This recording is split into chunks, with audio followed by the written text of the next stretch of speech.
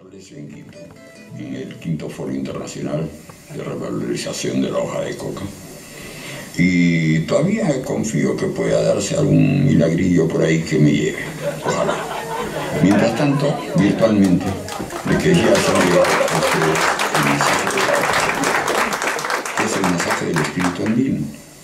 Cuando uno se pregunta sobre las grandes culturas que ha habido en este territorio antes de la llegada de los españoles, uno se pregunta muchas cosas, pero a la vez uno se pregunta con qué energía se hizo todo aquello. Y para poder descubrir el secreto de Machu Picchu, el secreto de Cusco, el secreto del camino inca, el secreto de las antigüedades americanas, tenemos que recurrir a lo que era la energía del mundo andino, que es la base de su tradición, ¿no? Porque la tradición no son las costumbres que poco a poco se van heredando, sino es el espíritu que en el origen alentó a un pueblo y lo alentó a ser creativo, lo alentó a ser trabajador. Y ese espíritu está encerrado en la hoja de coca. O sea, esa tradición andina que fue compartida por los pueblos de Sudamérica, desde el norte de Argentina y Chile hasta el Caribe, representa algo más que un alimento, que lo es, y representa algo más que una medicina, que lo es, representa lo fundamental de una tradición, que es el espíritu que la anima, y el espíritu que anima al mundo andino es el espíritu de la coca, porque cuando uno se presenta con hoja de coca en el mundo andino, a uno lo reciban como hermano. Hasta luego, ojalá que nos veamos. Y su larga trayectoria en la defensa de la hoja de coca. Los lentes por la edad. Bueno, este es un sentido realmente homenaje a Baldomero Cáceres Santa María. Nació en Lima en 1932. Es licenciado en Psicología por la Universidad Nacional Mayor de San Marcos, con máster en Educación Comparada por la Universidad de Stanford en California, Estados Unidos, y es consumidor de hoja de coca y su defensor desde hace casi 40 años. Baldo, como cariñosamente lo llamamos, nos cuenta que conoció la coca cuando ocupó el vicerrectorado académico en la Universidad San Antonio Abad del Cusco. Esto fue en 1974, gracias a Jan Szymiński, historiador polaco, estudioso entonces de la rebelión de Túpac Amaru, quien se la dio a picchar para evitar la fatiga en Sacsayhuaman. Sin embargo, dice que luego dejó de utilizarla. De regreso a Lima, como profesor de la Universidad Nacional Agraria, en La Molina, se dio cuenta que la coca no se estudiaba, y más bien que existían varios prejuicios sobre ella al punto de querer eliminarla. Por esa misma época, descubre en la biblioteca de la universidad el libro de Golden W. Portimer, Perú, Historia de la Coca, La Divina Planta de los Incas, de 1901, registrado en fuentes históricas peruanas en 1954 por Raúl Porras Barrenechea. El hallazgo le impulsa a iniciar su defensa en noviembre de 1977, a través de un extendido artículo publicado en el diario La Prensa, con el título La coca en el mundo andino y los extirpadores de idolatrías del siglo XX, artículo que luego el Instituto Indigenista Interamericano lo incluiría al inicio del número especial de su revista América Indígena 4 en 1978, que fue totalmente dedicado a su defensa. A partir de ese momento, Baldo se convierte en un difusor de la cuyicu o picchado y de sus bondades, en artículos y entrevistas televisivas, portando su chuspa, inspirando amor por la sagrada planta. Fue el precursor de esta práctica, en una época plagada de prejuicios, como él mismo lo señala, pese a la condena de los psiquiatras que le atribuían y persisten aún en ver en ella una toxicomanía y causa de distintos males. Comprometido en su defensa, viaja a comienzos de 1978 a Cusco, donde promueve la creación de un comité en defensa de la coca, al cual se integra el entonces arzobispo Luis Vallejos Antoni. Igualmente, en el Valle de la Convención Hilares, zona productora tradicional, alerta a los dirigentes de la Federación de Campesinos, especialmente a su máximo representante, entonces don Asunción Rojas, liberando al coqueo del peso de la condena oficial. No contento con lo logrado, postula y gana una cátedra en la Universidad San Cristóbal de Huamanga en Ayacucho en el año 1981, donde sugiere y organiza con apoyo del rectorado un conversatorio sobre el destino de nuestro gran recurso. Aparte de lograr espacio en diversas revistas y diarios limeños para ampliar su campaña, como Oiga, Caretas, Pueblo Indio, Diario, Expreso, publicó en Socialismo y Participación, CEDEP, en 1983, un informe sobre el problema de la coca en el Perú, solicitado por una ONG holandesa. En colaboración con Ricardo Calmet, en la revista Debate, se da a conocer un extenso informe sobre el tema, incluyendo declaraciones de diversos líderes políticos. Logra luego el apoyo también del semanario Causachum, dirigido al público militar y policial, en el cual publica sucesivas separatas informativas sobre el tema. Constante en su trabajo de remover las conciencias sobre los prejuicios existentes, prosigue su investigación bibliográfica, que dará a conocer en 1990 en la revista Perú Indígena 28, con su artículo Historia, Prejuicios y Versión Psiquiátrica del Coqueo Andino. Reconocido por su aporte, inicia su participación en foros internacionales, asistiendo como experto invitado al Congreso de la Liga Antiprohibicionista realizado en Atenas, Grecia, en 1990. En 1991 es convocado por la Empresa Nacional de la Coca, ENACO, para orientar una campaña, realizando 2 certámenes internacionales en Trujillo en 1992 y Cusco en 1994. Asiste como experto invitado a certámenes en Holanda y Estados Unidos, aparte de su participación en sucesivos eventos organizados por la Comisión Andina de Juristas y movimientos cocaleros, encargándose del informe sobre la salud y las drogas, con el que se cerró la reconsideración del tema por parte de la Comisión Andina de Juristas. En 1995 es sumado a la delegación de expertos y dirigentes campesinos, entre ellos Evo Morales, que recorre Europa, en su caso Alemania, España y Suiza, promocionando la causa andina. En julio del mismo año sale publicado en The New Yorker, importante revista norteamericana, un artículo sobre la nueva política de la coca en la región por el doctor Andrew Weil, conocido mundialmente por ser un convencido promotor de las medicinas alternativas y quien, desde 1992, venía defendiendo las virtudes medicinales de la planta andina. Weil resaltaba la denuncia de Baldo, como él lo llamaba, sobre el origen puramente psiquiátrico de su condena. En 1998 participa en Barcelona, España, con la exposición La Coca y el mensaje andino, apareciendo en una entrevista en la revista Cáñamo, cuya causa igualmente alienta. Ya en el presente siglo, con motivo del centenario de la Universidad Nacional Agraria La Molina y en colaboración con la revista Opción Ecológica, dirigida por Fernando Llanela, organiza el Foro Coca y Desarrollo 2002 y prosigue la revisión crítica del tema de las drogas en diversas publicaciones. También asiste como invitado a certámenes colombianos en Cartagena, Cali y Popayán. Vuelve a España, a Bilbao, Madrid y Barcelona. En repetidas veces viaja a La Paz, siempre en apoyo a la política cocalera del gobierno de Evo Morales.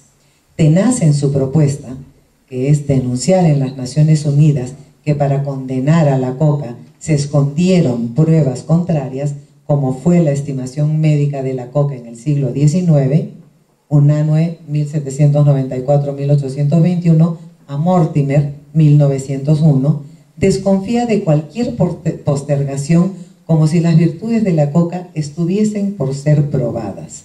Invitado por el presidente Morales junto con el economista Hugo Cabieses, como un amigo, asistieron a la Asamblea Legislativa en el primer aniversario de la Constitución del Estado Plurinacional de Bolivia.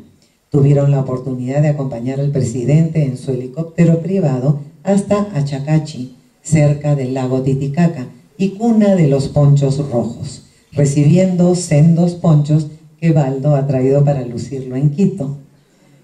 Colaborador presente en los 4 sucesivos foros internacionales de la hoja de coca realizados a la fecha, la vida de Baldo, a todas luces, está llena de inspiración.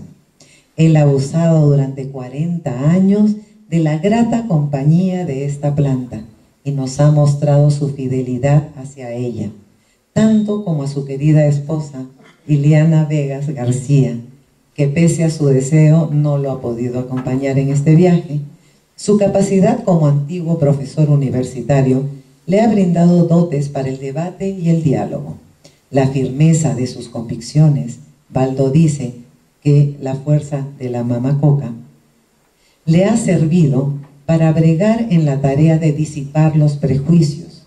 Su incansable peregrinaje en cuanto al foro lo invitan para hablar de la coca como su continuada producción intelectual registrada en Internet son aportes invalorables para la permanencia de nuestra cultura andina y lo hacen merecedor de este justo y sentido homenaje de quienes lo conocemos y hemos sido inspirados por su trayectoria y convicciones en defensa de la sagrada hoja de coca. Su amigo, Hugo Cabieses, ha dado testimonio del aprecio de Evo Morales hacia Baldo en un evento realizado en Cusco, donde Evo dijo: debemos a Baldomero Cáceres el que nos haya devuelto el orgullo de Acullicar. Gracias, Baldo. Y como dirían los cocolos... Es una denuncia porque no quiero emplear expresiones que sean groseras, pero ustedes pueden imaginar, nos doblaron el brazo a la mala. Perfecto. Porque vino una comisión de estudio de las hojas de coca a Perú y a Bolivia, recogió un informe a su manera, y en ninguno de nuestros 2 países se le pudo hacer la crítica debida como para que no tuviese valor.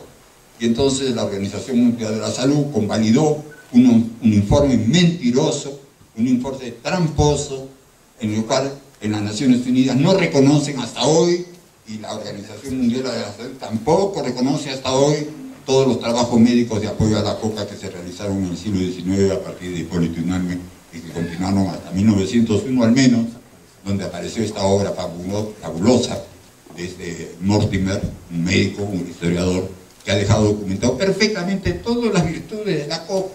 O sea, el conocimiento médico existía. En mi tesis vino la psiquiatría, que impuso un discurso distinto sobre el mismo tema, y todas las plantas que habían sido alabadas por la medicina y que hoy día también se retoma la alabanza para ellas, todas esas plantas fueran condenadas como toxicomanígenas. Ahora bien, le quería dar esto porque esto está en internet, se llama historiadelacoca.com, historiadelacocaunido.com, tiene un recorrido histórico de la coca, también aparece en YouTube, de modo que por lo menos queda en la nube, está quedando la verdad de la coca. En mi criterio, bastaría con un presidente de la República que lo dijera esto tal cual, porque la razón es la razón, no es lo que sea yo, sino que es la razón para pleitear el tema, y es que nos engañaron en el año 50. Mi exposición iba a ser distinta, iba a serla, brevemente. Yo partía que cuando Cristóbal Colón toma contacto en Guanahani, la isla habitada por los taínos, le reciben con hojas de coca, con hojas secas. 3 días más tarde, registra en su diario navegante que recogió a un navegante que una almadía llevaba una tierra hecha polvo y unas hojas secas que ya me ofrecieron de ellas al pisar San Salvador, o sea, al pisar Guanahani. Recuerda las hojas. Ahora bien, ¿por qué lo pienso? Los taínos es una etnia que migró del norte de Venezuela, de la península Paria, y pobló las islas. Y tenían yuca, tenían ají, ahora tenían tabaco. ¿Y a dónde lo llevaron? Lo llevaron de ahí, y al llevarlo, como soy coquero, sé lo que representa un navegante el poder tener la energía de la coca para remar. Lo más lógico del mundo es que lo hubieran llevado los taínos. Tengo apoyo. Fernández de Oviedo dice que en Nicaragua era conocida, era empleada, y que además esa misma coca era conocida como hado en Venezuela, como ayo en Colombia, tenía varios nombres según las diversas lenguas. Pero la coca rodeaba ya el Caribe, de la costa venezolana, costa colombiana, Panamá también se encontró.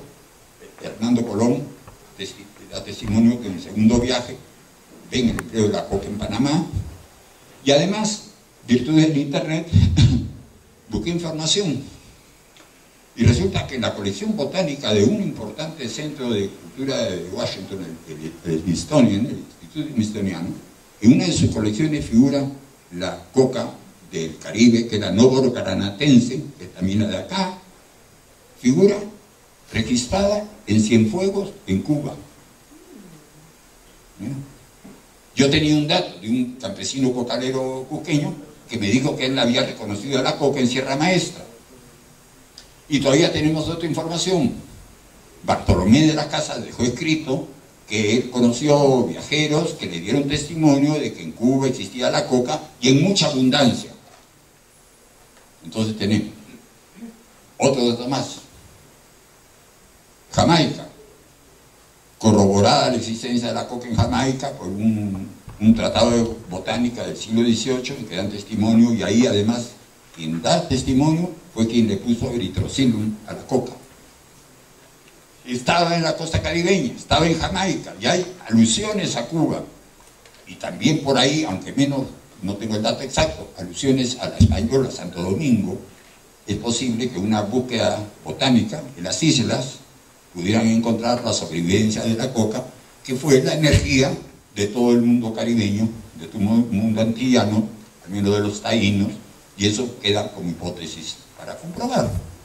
Por el resto, la coca se empleaba naturalmente, dicen, en Venezuela, se empleaba en Colombia, venía por el Cauca, se empleaba acá, por supuesto.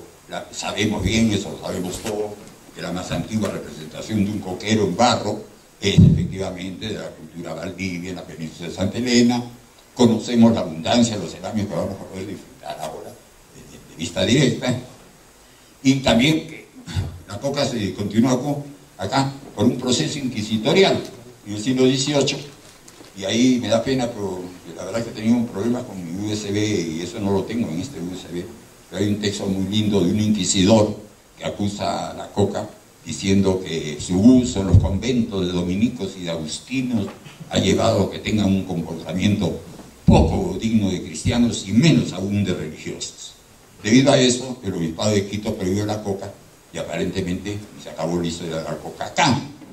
Ahora, personalmente, pongo mi fe en que se ha conservado la coca en algunos grupos étnicos, quizás un poco alejados, pero que todavía siguen empleando coca. Entonces, recobrar para Ecuador el título de país de uso tradicional de la coca le daría una enorme ventaja. La ventaja que ha conseguido Evo en Bolivia, que el uso tradicional sea respetado al interior. Y eso es una gestión que puede hacer perfectamente la Cancillería ecuatoriana. Nosotros en Perú no necesitamos eso, porque la coca es válida, se encuentra en Lima, se consigue, se consume, en fin, lo que fuera.